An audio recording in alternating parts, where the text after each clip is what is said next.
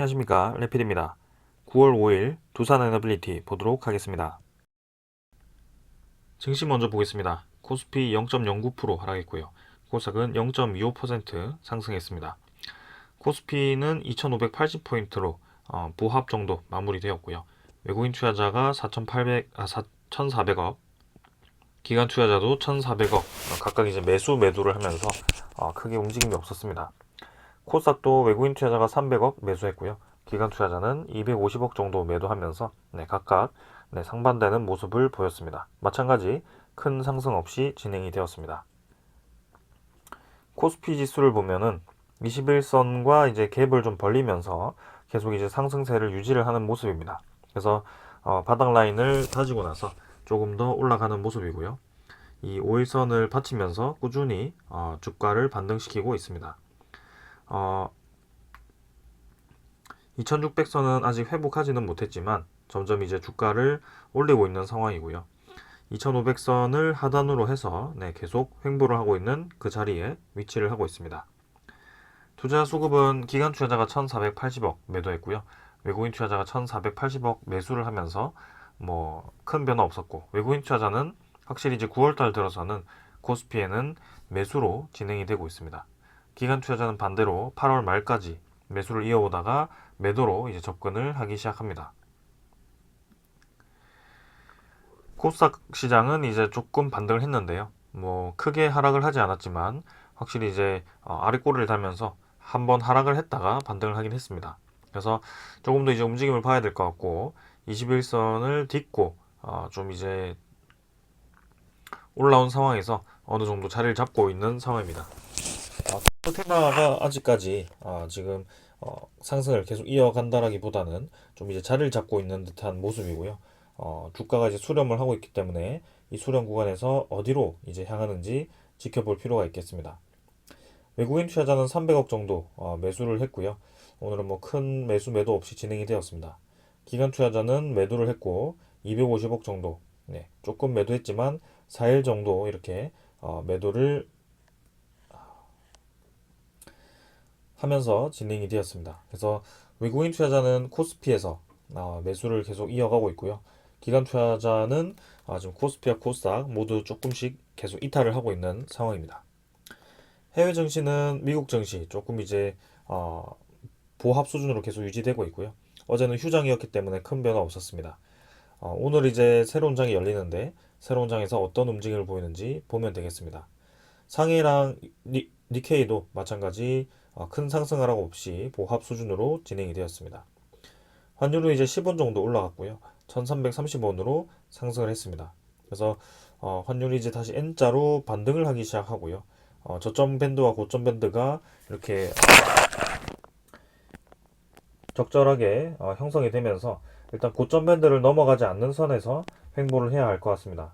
생각보다 이제 오늘 우리나라 물가 지표가, 소비자 상승 물가 지표가 이제 높게 나와서 추가적인 금리를 인상해야 되는 그런 좀 좋지 않은 방향이 좀 제시가 됐습니다. 그래서 미국도 마찬가지 이번에 에너지 가격이라든지 그런 원자재 가격들이 좀 올라갔을 경우에 이 물가 지표가 올라갔을 가능성이 큽니다. 그래서 인플레이션 지표가 다시 상승을 한다라고 했을 때 FOMC에서 어떤 이 대응책을 내놓을지 그런 것들도 조금 염두를 해둬야 할 것 같습니다. 일단 상승 하락 계속 진행 중이고 환율은 다시 올라가는 방향으로 진행이 되고 있습니다. 자, 그 다음은 이제 지수 선물 보겠습니다. 선물 지표는 미국 증시 약하게 하락을 하고 있고요. 0.2% 정도 하락하고 있습니다. 유럽 증시는 0.7% 정도 하락하면서 좀 이제 어제보다 하락을 하기 시작했고요. 조정을 좀 받기 시작합니다. 그래서 최근에 이제 다시 반등세를 이어가던 증시들이 조금씩 눌러지는 모습이고요. 중국에 대한 그런 부동산발 위기가 아직까지 완벽하게 갇히지 않았기 때문에 그런 것들을 조금 천천히 분위기를 살펴볼 필요는 있겠습니다.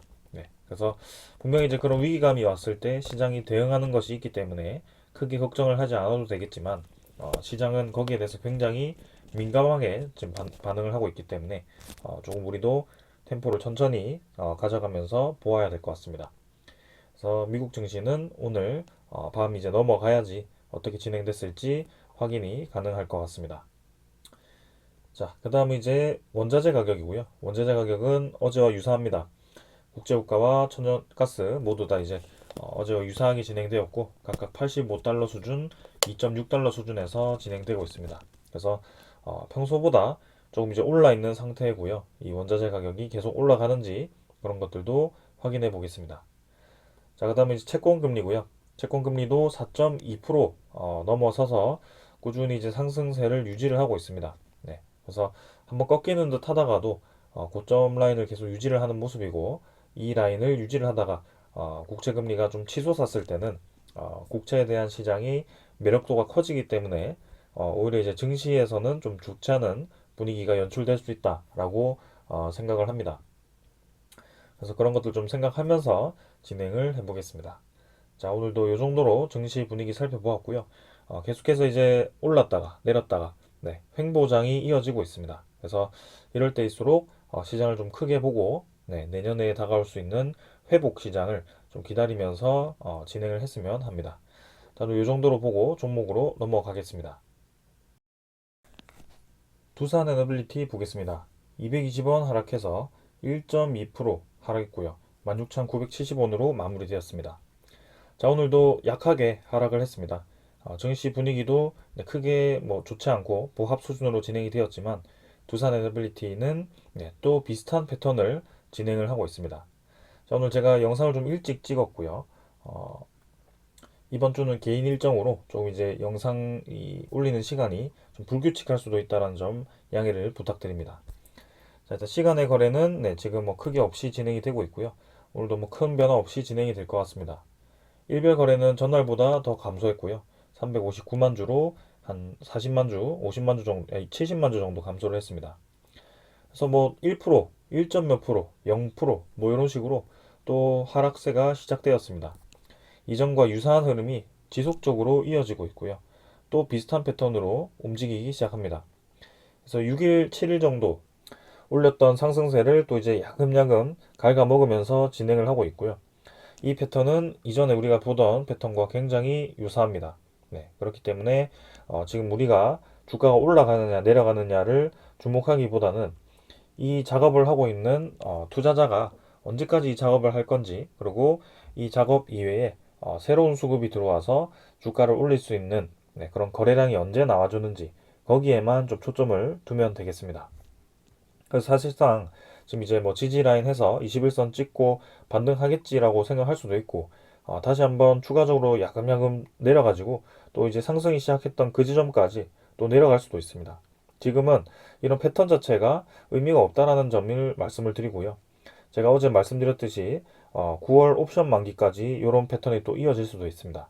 그래서 지금까지 그 움직임을 보았을 때 옵션 만기 기점, 그 다음에 MSCI 리밸런싱 기점, 혹은 월 말 기점 이렇게 해서 계속 이제 반등 하락이 반복되는 모습이 있었고요. 네. 이번에도 그런 식으로 특정한 이벤트가 끝나고 나니까 다시 매도로 전환을 해서 거래량을 죽인 채로 조금씩 하락시키는 모습이 나왔습니다. 그래서 계속 거래량이 붙어주면서 좀 올라가 주기를 기다리고 있는데 그런 진짜 거래량이 나오지 않고 한 번씩 터지고 이제 사라지는 거래량이 나오면서 비슷한 패턴을 계속 만들고 있고요. 지금 뭐 다시 떨어져가지고 15,000원대로 떨어진다고 해도 결국에는 다시 반등해서 똑같은 지점으로 올라올 가능성이 충분히 있습니다. 네, 그렇기 때문에 여기서 매도를 할 수도 있겠지만 결국에는 이 구간을 넘어서 올라가는 그 때를 기다리고 있기 때문에 오히려 이제 내려올 때마다 매수를 하는 그런 자리가 만들어진다는 것입니다. 그래서 이번에 21선을 딛고 뭐 반등을 할 수도 있고 혹은 더 내려와서 다시 이 지점까지 떨어질 수도 있기 때문에 일단 조금 더 봐야 되겠지만 분명히 이 떨어지는 쌍바닥 라인을 지지해주는 그 지점은 반등을 할 수 있는, 그리고 저점 매수를 할 수 있는 좋은 자리이다라고 볼 수가 있겠습니다. 네. 오늘도 마찬가지입니다. 거래원을 보시면 무관서울이 38만 주를 매수했고요. 나머지 59만 주 중에 21만 주 정도는 JP모간이 매도를 했습니다. 신한증권도 매도에 위치를 했고요. 그래서 또 똑같은 수급이 매도를 했고 거기에 대해서 공매도 거래도 좀 이따가 확인해 보겠지만 똑같이 나왔습니다. 그래서 계속 주가를 특정한 물량을 통해서 흔들어 놓는 상황을 연출을 하고 있고, 지금은 올라가느냐 내려가느냐가 아니고 장기 투자를 하시는 분들에게는 아래로 내려오면 매수 기회이고, 혹은 뭐 스윙 개념으로 매수 매도를 계속 반복하신다면 적절한 수준에서 수익을 보고 빠져나가는 방법도 있겠죠. 그러나 저는 언제든지 이 상단을 돌파할 수 있다라고 생각하기 때문에 지금 지분을 계속 이 구간에서 늘려가고 있는 상황이기 때문에 한번 같이 지켜보셨으면 좋겠습니다. 자, 9월달 좀 이제 반등했으면 했지만 생각보다 좋지 않은 흐름입니다. 그래서 이 양원 구름으로 들어가긴 했지만 주가를 계속 질질 횡보를 시키면서 크게 움직임이 없는 상황이고요. 여기서 거래량을 좀 실으면서 좀 위로 강하게 치고 나가는 그런 힘이 필요할 것 같습니다. 그러기 위해서는 확실한 명분이 필요한데 아직까지는 그런 확실한 명분이 나오지 않았기 때문에 그런 때를 명분을 기다리는 것 같습니다. 투자 수급을 보게 되면은 60일 기준으로는, 사실 두 달 기준으로는 기관 투자자, 외국인 투자자 모두 순매수를 하고 있습니다. 사실 두 달 동안 수급을 보게 되면 둘 다 계속 주가를 떨어뜨리거나 올라갈 때는 잠깐 올리거나 이렇게 진행을 했는데, 결국에는 지나와서 보니 수급 자체는 양매수가 진행이 되었다라는 것입니다. 자, 그래서 사실상 이제 주가는 계속 똑같은 위치를 횡보하고 있지만 누군가는 두산 에너빌리티를 계속 모아가고 있다, 이렇게 볼 수가 있습니다. 자, 9월 1일자부터 MSCI 리밸런싱이 끝나고부터 외국인 투자자가 귀신같이 매도를 시작합니다. 27만 주, 34만 주, 45만 주 매도를 했고요. 기관 투자자는 12만 주 매도하면서 매도세를 계속 이어갔습니다. 금융 투자가 6만 주 매도했고요. 투신 보험은 뭐 크게 매도 없었습니다. 연기금 투자자도 매도를 크게 늘리지 않고 일단 줄이면서 진행이 되었고요. 사모펀드도 3만 6천 주 정도. 사실 뭐 기관 투자자는 크게 뭐 공격적으로 매도한 수급은 없었습니다. 그러나 주로 주가를 하락시키는 데 기여한 수급은 외국인 투자자에 대한 수급이라고 볼 수가 있고, 그 외국인 투자자 중에서도 모간서울이 아주 공격적으로 매도를 했습니다. 그래서 보시면 주가도 오전 중에 이렇게 바짝 내리고 크게 움직임 없는 상태에서 계속 이어지는데요. 모간서울이 오전에 매도를 집중한 것을 볼 수가 있습니다. 자, 빠르게 이제 넘어가서 오늘의 공매도 잔고도 한번 같이 확인을 해보겠습니다. 공매도 잔고입니다. 오늘 이제 시간이 이르기 때문에 잔고가 아직 표시가 되지는 않았고요. 어제 450만 주 기점으로 해서 아마 오늘 6시 10분쯤에 확인을 하면 잔고가 늘어나 있을 것 같습니다. 그래서 조금 이따가 확인해 보면 될 것 같고요. 제가 주목하는 점은 MSCI 리밸런싱 이후에 공매도 1거래가 늘어나면서 전체 거래량 대비 비중이 늘어나기 시작했다는 점입니다. 오늘도 28만 주 공매도 거래가 되었고, 전체 거래량 대비해서는 지금 5% 이상의 공매도 거래가 있었습니다. 계속해서 보면 공매도 비율을 한번 같이 확인해 보겠습니다. 비율은 7.8%, 어제보다 더 증가를 했고요. 9월 4일도 5.7%, 9월 1일 4.9% 해가지고 지금 이제 MSCI 리밸런싱 가까이 왔을 때 공매도 비율을 줄였던 그 비율보다 다시 높아지고 있습니다. 그래서 공매도 비율을 높이면서 공매도 관여율을 높이고 있고, 또 그 공매도를 모간서울이 집중적으로 치고 있다라고 보시면 되겠습니다. 어제도 실제로 모간서울과 JP모건은 직접적인 매도가 없었지만 분명히 이제 신한증권 창구로 매도가 쏟아졌지만 이렇게 모간서울이 또 매도 상위에 위치한 것을 볼 수가 있고요. JP모건도 그렇고 신한증권도 그렇고 지금 이제 MSCI 리밸런싱이 끝나고 9월달 장부터 다시 매도를 시작하는 모습입니다. 오늘도 마찬가지입니다. 모간서울 JP모간이 장 초반에 이렇게 물량을 쏟아내는 것을 볼 수가 있고요. 특히 JP모간 장 초반에 주로 주가를 내릴 때 물량을 대부분 사용하고 사라집니다. 모간서울도 마찬가지입니다. 장 초반에 지금 이제 내려지지가 않는데 장 초반에 나타났다가 후반까지 꾸준히 매도를 하는 모습을 보였습니다. 자, 그래서 뭐 호가창도 보시면 매수 매도 패턴이 굉장히 비슷하고요. 똑같은 프로그램으로 매수를 넣었다가 매도를 넣었다가를 반복을 하면서 꾸역꾸역 주가를 좀 자전 매매를 하듯이 반복을 시키는 모습이었습니다. 그래서 도대체 왜 이렇게 계속 이런 과정을 만들어 가는 것인가? 이 과정을 통해서 사실 크게 수익을 볼 수 있는 구조가 아니거든요. 두산 에너빌리티가 저점을 찍고 올라가는 폭이 많아봤자 이제 15%에서 20%, 정말 많으면 20% 수준인데요. 그렇다고 뭐 큰 수익을 볼 수 있는 그런 수준도 아닙니다. 그런데 계속해서 공매도를 늘리고 줄이고를 반복하면서 주가를 움직이는 모습인데요. 일단은 조금 있다가 제가 공매도 자료를 좀 이제 업데이트한 것으로 다시 한번 패턴을 살펴보면서 얘기를 하겠습니다. 상세를 보시면 아직 나오진 않았지만 추적 물량 45만 주 매도로 나왔고요. 전날도 49만 주 매도로 최근 3일 동안 100만 주 이상 물량을 쏟아냈습니다. 그래서 오늘도 외국인 보유율이 줄어들었을 것 같고요. 아마 13.6%, 뭐 5%까지 감소했을 것 같습니다. 13.8%까지 늘리고 다시 줄이기 시작하고요. 계속 이런 패턴을 반복을 하고 있는 상황입니다.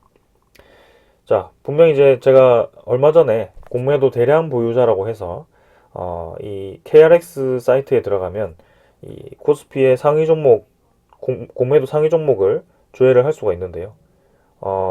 두산 에너빌리티가 모간 스탠리로 이제 공매도 대량 보유가 신고가 되어 있었습니다. 근데 또 이제 8월 31일자로 그 공매도 신고가 이제 사라졌고요. 모건 스탠리가 8월 30일 기점으로 해서 공매도를 대량 상환했다는 것을 알 수가 있습니다. 근데 이제 다시 이렇게 공매도가 늘어나기 시작했을 때 좀 있으면 이제 다시 공매도 잔고가 다시 평소처럼 늘어나면서 공매도 대량 보유자의 모건 스탠리가 나타날 가능성이 있습니다. 지금 이제 이 모건 스탠리가 관여하기 시작했던 점을 보면 두산 에너빌리티의 블록딜을 수행했던 그 작년 8월 정도부터였고요. 그때부터 해서 제가 이 공매도에 대한 패턴을 이렇게 그려보았습니다. 많이 보신 분들도 있겠지만 처음 보시는 분들도 있을 겁니다. 일단 오늘까지, 그죠? 어제까지의 날짜를 제가 데이터를 끌고 와서 이렇게 한번 그려보았고요. 다시 한번 설명을 드리면 왼쪽이 이제 외국인 보유 수량입니다. 두산 에너빌리티의 외국인 투자자에 대한 보유 수량이라고 보시면 되고, 오른쪽이 주가를 나타내는 파란색 그래프입니다. 근데 여러분 그냥 얼핏 아무 생각 없이 보더라도 이 파란색 그래프와 주황색 그래프가 굉장히 유사하게 패턴을 가지고 있다. 거의 일치하는 식으로 움직인다는 것을 볼 수가 있습니다. 네. 그러면 보유 수량에 따라 주가가 움직인다라고 충분히 생각할 수 있고요. 외국인 투자자가 매도를 하게 되면 주가는 떨어지고, 외국인 투자자가 매수를 하게 되면 주가가 올라가는 그런 패턴이 지난 1년간 꾸준히 이어져 왔다라고 볼 수가 있습니다. 폴란드 원전에 대한 수주 소식이 왔을 때는 사실 크게 관여를 하지 않았지만 그 뒤에 이제 주가가 이제 고점을 찍고 한 달 반 동안 떨어지다가 또 한 5일 만에 올리고 한 달 반 동안 떨어지다가 요 패턴을 계속 반복하는 그 기간 동안은 굉장히 일치하는 모습을 볼 수가 있습니다. 이번에도 마찬가지였고요. 심지어 잠깐 이제 주가가 올라가서 고점을 찍는 그 지점마저도 외국인 투자자가 매수를 하는 그 피크가 올라가게 됩니다. 이번에도 마찬가지고요. 네. 그래서 지금 이제 주가가 꺾이기 시작하니까 외국인 투자자가 매도를 시작하는 것을 볼 수가 있고, 거기에는 모건 스탠리, JP 모건이 아주 깊이 관여가 되어 있다라고 볼 수가 있습니다. 그 밑에 그래프는 이제 주황색이 주가고요. 왼쪽이고 파란색이 공매도 수량 오른쪽입니다. 네, 공매도 잔고 수량입니다. 그래서 제가 이제 매일 잔고를 설명드리긴 하지만 잔고가 이제 어떤 패턴을 가지고 움직이는지 이렇게 그림을 그려보았을 때 여러분들이 이제 한눈에 볼 수가 있습니다. 이때가 이제 블록딜을 수행하고부터 주가가 쭉쭉 이제 떨어질 때입니다. 그러면서 공매도 잔고가 확실하게 늘어나고요. 네. 그래서 1,400만 주, 1,600만 주까지 공매도 잔고가 치솟습니다. 그래서 공매도가 이제 상환되면 주가는 이제 올라가고, 공매도가 높아지면 주가가 떨어지는 경향이 있었는데 사실 이때는 큰 움직임이 없었습니다. 오히려 주가와 공매도 수량이 같이 움직이는 모습을 볼 수가 있었는데 이때부터죠. 네. 이때부터 갑자기 공매도와 주가가 굉장히 데칼코마니처럼 움직인다라는 것을 볼 수가 있습니다. 가운데 제가 선을 그어볼까요? 아주 대칭적으로 움직이죠. 네. 주가가 올라가면 공매도 잔고가 떨어지고, 주가가 내려가면 공매도 잔고가 올라오고, 네. 이 패턴이 계속 똑같이 그려지고 있습니다. 아주 대칭적으로요. 그런 만큼 그러면 이 그래프가 뜻하는 게 뭐냐? 공매도 잔고가 이 주가에 지금 직접적으로 영향을 주고 있다는 것을 볼 수가 있습니다. 그럼 아까 주가가 외국인 보유 수량과 일치한다는 모습을 볼 수 있었는데, 그럼 주가가 공매도 잔고와 대칭성을 띠고 있다는 것은 이 주가, 외국인 투자자, 공매도 잔고가 이 세 개가 연결이 되어 있다는 것을 이해를 할 수가 있습니다. 이 외국인 투자자를 보시면 모건 스탠리, JP 모건이라고 언급을 드렸고, 그 신한증권까지 해가지고 세 창구로 계속 똑같은 패턴으로 공매도 잔고가 늘어나고 줄어들고 주가가 늘어나고 줄어들고를 지금 1년째 반복을 하고 있는 상황입니다. 그리고 그 밑에 그래프를 보시면 외국인 보유 수량과 이제 공매도 잔고를 직접적으로 비교를 해보았고요. 요거 이제 처음부터 그냥 거의 일치합니다. 주가의 영향은 이때는 크게 없었다라고 하더라도 이렇게 처음부터 외국인 투자자와 공매도 잔고는 대칭적입니다. 그렇기 때문에 외국인 보유 수량을 지금 공매도를 이용해서 계속 조절한다는 것을 볼 수가 있고, 그 가용 범위는 보시면 공매도 잔고가 제가 파란색으로 왼쪽으로 해놨습니다. 고점이 이제 1600만 주고요. 저점이 이제 300만 주 정도입니다. 그렇기 때문에 이 저점과 고점을 했을 때는 차익이 한 1300만 주 정도를 공매도를 늘렸다가 줄였다가를 반복하면서 보유 수량을 움직이고 있습니다. 네. 그리고 외국인 보유 수량 저점이 이제 7천만 주 정도고 지금 고점의 한 8,800만 주 정도입니다. 1,800만 주 정도가 이렇게 늘어났고요. 네. 어떻게 보면 이제 공매도 잔고가 고점에서 저점으로 이동하는 패턴이고, 외국인 보유 수량은 저점에서 고점으로 이동하는 패턴입니다. 그래서 서로 상반된 움직임을 보이고 있는데요. 여기서 이제 제가 말씀드리고 싶었던 게, 그러면 외국인 투자자가 이렇게 긴 구간 동안 공매도를 늘렸다 줄였다가를 반복하면서 사실 크게 주가가 올라가고 내려가고 지금 폭이 10%에서 20% 사이인데 크게 수익을 볼 수 없는 구조인데 왜 이렇게 계속 공매도를 늘리고 줄였다가를 반복하느냐, 이렇게 생각할 수 있죠. 근데 방금 말씀드렸다시피 공매도 잔고 수량이 늘렸다가 줄였다가를 반복하고 있긴 하지만 점점 이제 낮아지는 방향으로 진행이 되고 있다는 것입니다. 그리고 보유 수량은 점점 올라가고 있는 방향으로 진행이 되고 있습니다. 그렇기 때문에 외국인 보유 수량이 지금 이제 늘어나는 추세, 네, 공매도 잔고는 줄어들고 있는 추세입니다. 그래서 어떻게 보면 외국인 투자자는 지금 주가를 쥐락펴락하면서 똑같은 구간을 만들고 그 구간에서 매집을 하고 있다라고 생각을 할 수가 있습니다. 일종의 이제 공매도를 이용한 매집이라고 볼 수가 있고요. 네. 그 패턴이 얼마나 이어질지는 사실 지켜봐야 하는 상황이고, 아까 처음에 외국인 투자자와의 보유 수량과 공매도 잔고가 이 상반된 모습을 보였는데 거의 데칼코마니였죠. 근데 실제로 이제 주가가 공매도 잔고 수량과 이렇게 데칼코마니가 보이는 구간이 있는 반면 여기서는 오히려 공매도 수량이 늘지만 주가는 같이 올라갑니다. 그렇다는 것은 외국인 투자자에 대한 이 움직임보다도 다른 수급이 들어왔기 때문이라고 볼 수가 있고, 그때의 기관 투자자에 대한 수급이 공격적으로 들어왔던 때입니다. 그래서 투자 에너빌리티가 올라가기 위해서는 정말 이제 외국인 투자자에 대한 수급 이외에 기관 투자자에 대한 수급이 들어오거나 혹은 이 매집을 하고 있는 공매도 세력이 이제 매집을 끝내고 본격적으로 상승에 힘을 주느냐, 그게 이제 핵심 포인트가 될 것 같습니다. 네.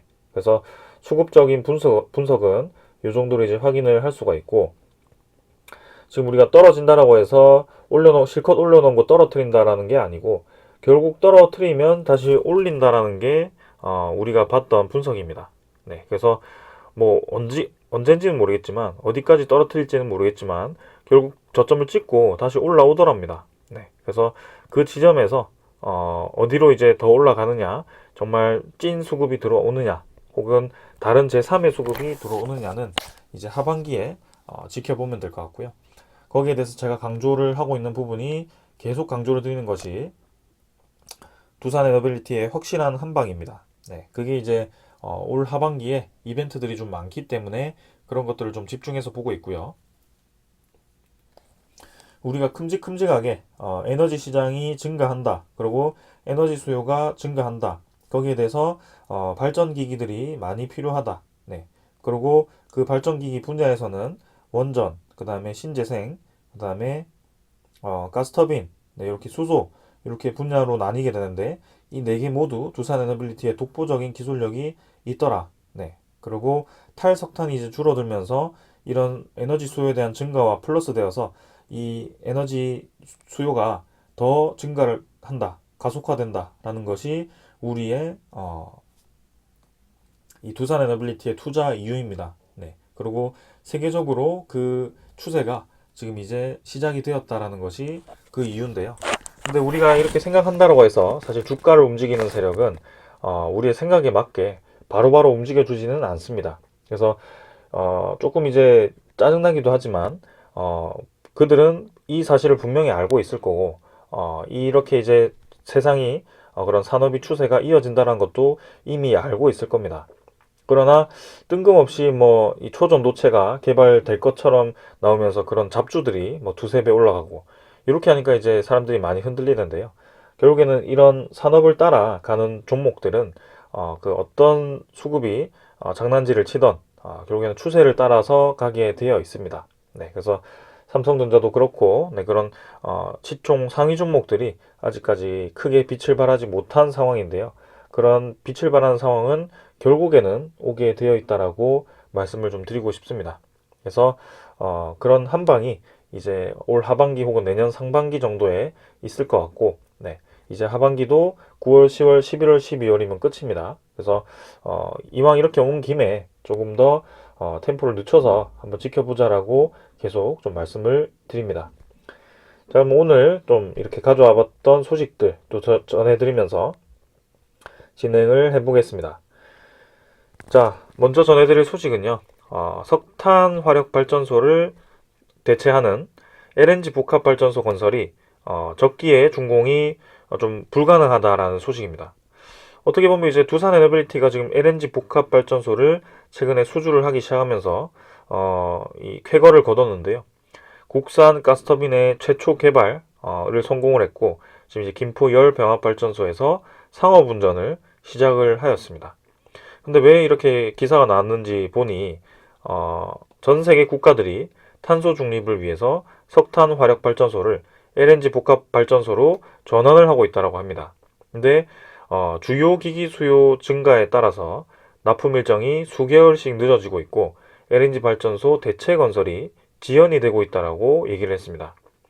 LNG 발전소 준공이 지연이 되면서 안정적인 전력 공급에 차질이 빚어질 수 있다는 얘기인데요. 요거는 두산 에너빌리티가 납기가 늦어진다라기보다는 지금 이제 이 가스터빈 제작사는 한정되어 있는데 가스터빈 수요가 지금 급증했기 때문이라고 얘기가 나오고 있고요. 생산 능력의 한계가 온 가스터빈 제작사가 납기 일정을 맞출 수 없어서 선별적으로 국내에서 발주한 프로젝트 입찰에 참여하면서 기자재 가격이 오르고 납품 일정이 지연되는 문제가 발생을 하고 있다는 것입니다. 그래서 실제로 세계적으로 가스터빈을 제작할 수 있는 기업이 GE, 지멘스, 미쓰시비 이렇게 세 곳뿐이라고 하고요. 지금 여기에 플러스 두산 에너빌리티가 추가가 되어야 합니다. 그래서 지금 보령 신복합 발전소와 그다음에 이제 하반기에 추가로 예상되는 것이 분당 열 병합 발전소인데요. 내년에는 이제 울산 쪽에 수소 터빈 관련해서 또 이제 수주를 할 예정입니다. 네, 그래서 두산 에너빌리티가 이제 가스터빈 시장에 본격적으로 이제 뛰어들 거고, 그 다음에 이제 사우디 쪽에서도 지금 LNG 복합 발전소 관련해서 대규모 입찰을 앞두고 있습니다. 10월 말에 이제 발표가 된다라고 하니 두산 에너빌리티가 지금 이 가스터빈에 어떻게 임하고 있는지를 우리가 볼 수가 있고 이렇게 이제 세계적인 수요가 늘어나고 있다는 것이 핵심입니다. 그래서 그만큼 노후화된 LNG 발전소도 많고 석탄 에너지를 빠르게 지금 LNG로 교체해야 되기 때문에 세계적으로 수요가 많아지고 있는데 두산 에너빌리티가 수혜를 볼 수 있을 걸로 기대가 됩니다. 네, 그래서 가스터빈에 대한 이 매출이 수주가 상당히 이제 많이 늘어날 것으로 기대가 됩니다. 거기에 이어서 지금 이제 주요 연구 개발 활동을 보시면 두산 에너빌리티가 어디에 이제 개발을 하고 있는지도 볼 수가 있는데요. 어, 실제로 계량 개선에서 수소, 그죠? H 플러스급 모델 개발 과제, 그 다음에 암모니아 혼소, 보일러 및 연소 기술 개발, 수소 터빈 연계, 암모니아 크래킹 플랜트 기술 개발, 수소 터빈 기술 개발 가속화, 그 다음에 해상 풍력 8메가와트급, 이렇게 이제 신기술 신제품 해가지고 수소 터빈과 수소 크래킹 기술, 그 다음에 해상 풍력 이렇게 집중을 하고 있습니다. 그리고 제주 풍력을 통해서 그린 수소 개발을 진행을 하고 있고 지금 이제 실증까지 하고 있는 상황입니다. 실제로 이제 그린 수소를 생산을 하고 있는데요.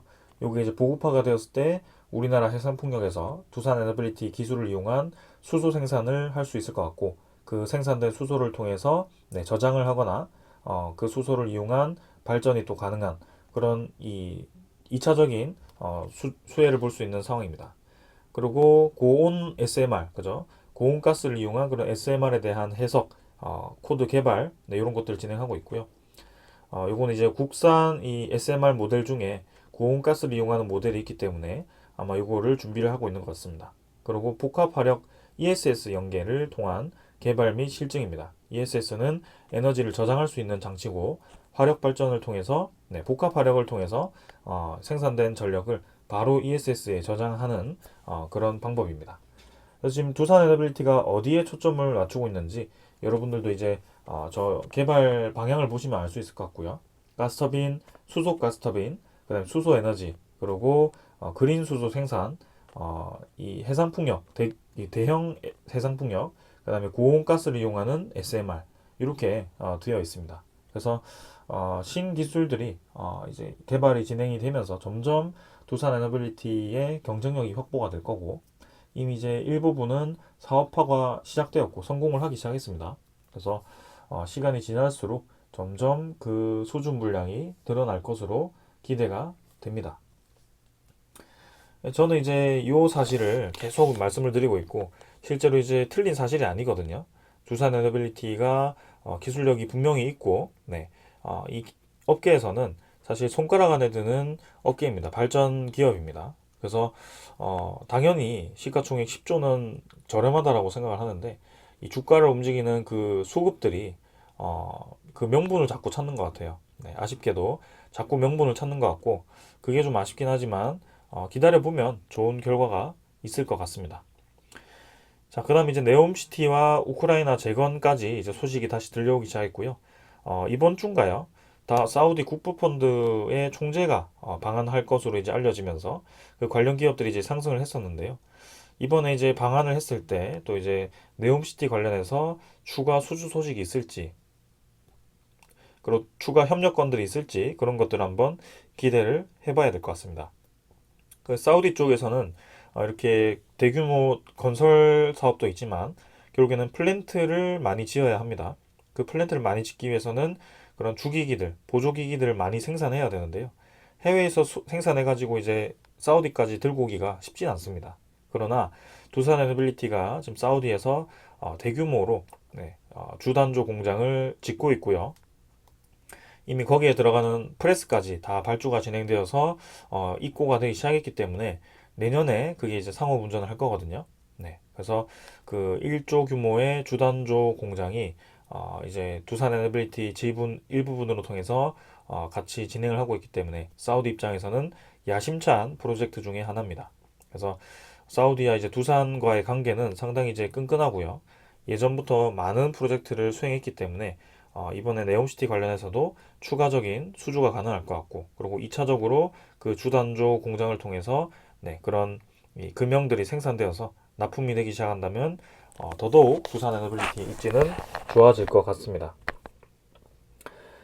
자, 그래서 기대 한번 해보고요. 그 다음에 이제 필리핀도 어제도 말씀드렸는데 2032년까지 1200메가와트급 목표로 해서 원자력 에너지를 검토를 한다라고 합니다. 그래서 청정 에너지 믹스로 전환 중이고, 뉴스케일 파워와 USNC를 방문해서 이제 이 SMR에 대한 기술력을 검토를 하겠다라고 합니다. 그래서 2032년까지 건설을 하겠다라고 한다면 이제 늦어도 네, SMR 같은 경우는 2029년에는 착공을 해야 될 것 같고요.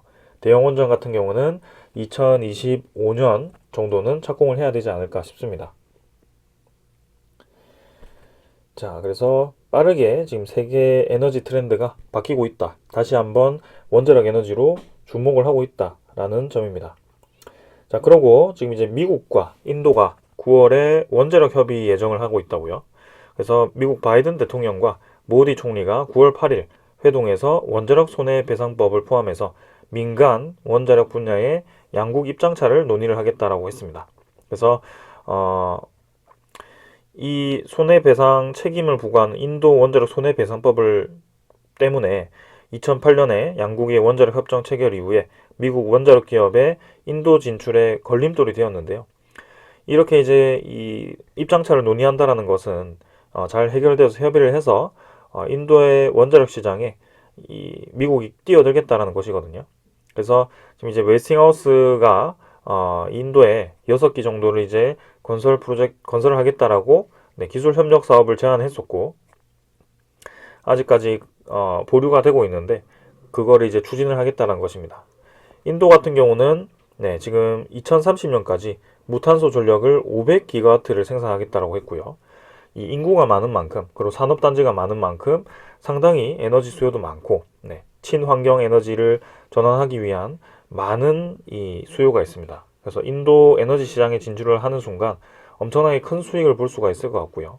지금 이제 웨스팅하우스가 이렇게 이제 본격적으로 미국 정부의 등에 업어서 인도 원전 시장을 준비를 하는 것 같습니다. 인도 같은 경우는 650메가와트급 정도 소형 이 준중형이라고 할까요? 그 정도의 원자력 에너지의 원자로는 직접 제작할 수 있는 업체가 있습니다. 인도에서. 근데 1200메가와트급, 1400메가와트급은 이제 납품 이력이 없을 것 같고요. 우리나라가 웨스팅하우스와 합작했던 경험이 많고 마지막까지 이제 이 경험했던 기업이 두산 에너빌리티이기 때문에 이렇게 이제 웨스팅하우스가 발을 넓힐수록 두산 에너빌리티의 영향이 필요할 가능성이 상당히 높다는 것입니다. 그래서 자, 요즘 이제 소송 관련해서 소식이 뜸하고 굉장히 조용합니다. 폴란드 정부가 이제 진행을 시키는데 거기에 웨스팅하우스가 아직 딴지를 걸지 않고 있고요. 폭풍 전야처럼 굉장히 조용한 상태인데 이 남은 하반기에 좀 좋은 결과가 있었으면 하는 바람입니다. 그래서 오늘 전해드릴 소식은 이 정도로 마무리를 하고요.